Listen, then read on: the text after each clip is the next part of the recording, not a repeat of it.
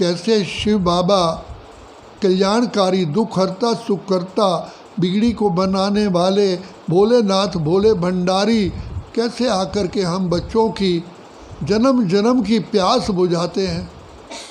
दुख, अशांति, पीड़ा, रोग को मिटा करके हमें कल्प कल्प के लिए सुख, शांति, आनंद की, खुशी की लहरों में लाते हैं।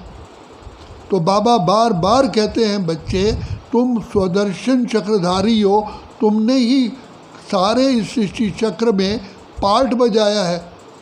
तुम शांत स्वरूप, प्रेम स्वरूप, आनंद स्वरूप, सुख स्वरूप आत्मा हो, मुझ ज्ञान सागर के बच्चे हो। तो मैं तुम्हारा पिता ज्ञान का सागर हूँ, तुम भी ज्ञान स्वरूप हो। मैं प्रेम का सागर हूँ, तुम प्रेम स्वरूप हो। मैं आनंद का सागर हूँ, तुम भी आनंद स्वरूप हो। तुम ही सर्वगुण संपन्न, 16 कला संपूर्ण निर्विकारी थे। तो कैसे तुम देहाभिमान में आने के कारण विकारों का परछावा पड़ा, रावण की जेल में आ गए और अब बिल्कुल पति तमो प्रधान बने हो। तो बाबा आकर के हम बच्चों की सुध लेते हैं। हमने पुकारा कि कब आप हमारी सुध लोगे, दुखियों पर रहम करो माँ बाप हमारे। तो बाबा इस समय पर कैसे दुख दूर करने के लिए हमको सिर्फ ये कहते हैं, बच्चे अपने को आत्मा समझ बाप को याद करो, तो तुम्हारे जन्म जन्म के पाप नाश होंगे और तुम सच्चा सोना बन जाओगे। इसमें भी निश्चय चाहिए।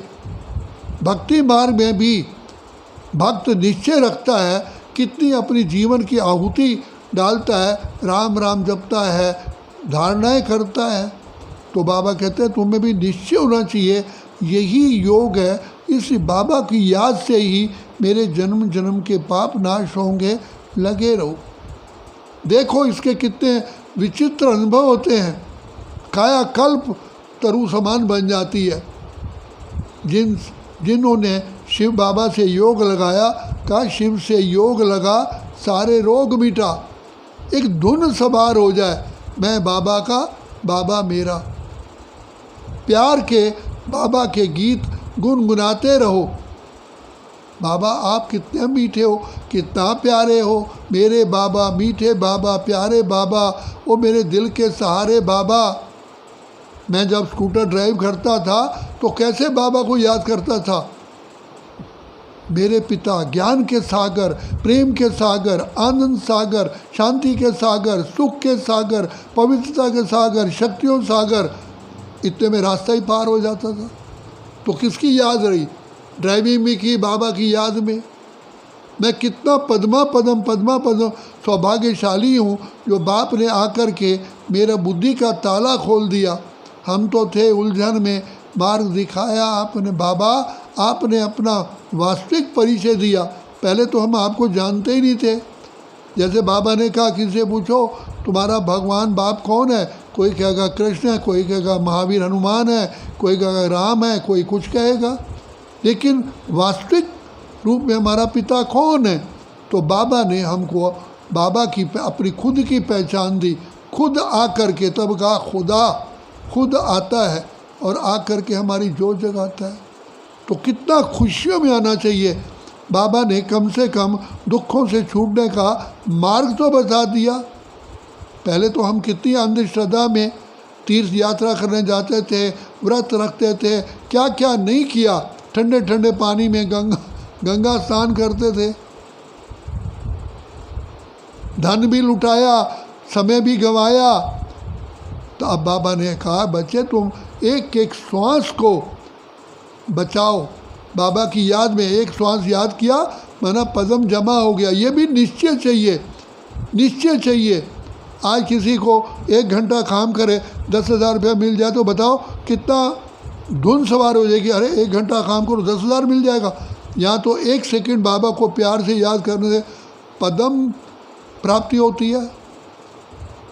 तो ये भी निश्चय चाहिए। बाबा से प्रतिज्ञा करें, बाबा मैं आपका हूँ, आपका था, आपका रहूँगा।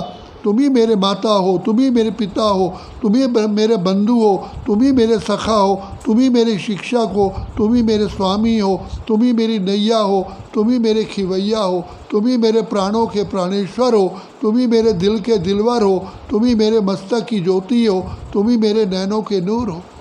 बाबा सब कुछ आप ही तो है।